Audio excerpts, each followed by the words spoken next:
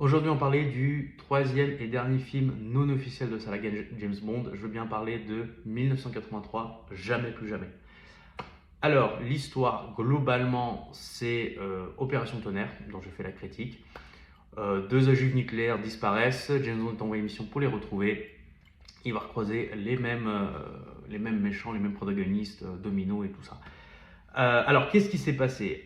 Globalement, Ian Fleming, quand il a écrit ses romans, à un moment donné, il a fait appel à un gars qui s'appelle Kevin McClory, et qui, en fait, ensemble, ils ont écrit le texte, et c'est lui qui a inventé le spectre, en fait. Le problème, c'est qu'à un moment donné, ils se sont séparés, je ne vais pas m'attarder dessus, il y a un problème de droit d'auteur, et en fait, ce gars, pendant 20 ans, il s'est battu pour récupérer les droits d'auteur pour adapter son James Bond. Et qu'est-ce qui s'est passé? Il a eu gain de cause. Il a pu prouver qu'il avait créé le spectre et tout ça, et il s'est dit, bah tiens, je vais faire mon James Bond, et il va adapter son scénario, c'était Opération Tonnerre. Et pour le coup, il rappelle Sean Connery qui était déjà à la retraite depuis 12 ans, je crois. C'est pour ça que ça s'appelle Jamais plus jamais, parce qu'ils disent Never say never, ne jamais dire jamais. Donc voilà. Alors, c'est un film que j'aime beaucoup, en fait, blague à part. J'ai récemment revu Opération Tonnerre, un film que j'aimais pas du tout, et en fait qui a monté dans mon estime. Et autant Jamais plus jamais, je trouvais que c'était un film beaucoup moins bien. Vraiment, il y avait un Sean Connery qui était vieux. Chose intéressante, je trouve que Sean Connery fait moins vieux dans ce film-là que 12 ans plus tôt dans Les Diamants sont éternels. Je trouve qu'il est plus posé, il est un peu plus calme, il joue mieux, je trouve. Voilà. C'est un film qui est hyper bien.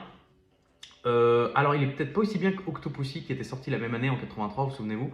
Mais pourtant, j'ai du plaisir à le voir. Vous avez une toute jeune Kim Basinger qui jouera dans Batman quelques années plus tard ou 9 semaines et demie. Dans l'ensemble, c'est un film sympathique à regarder.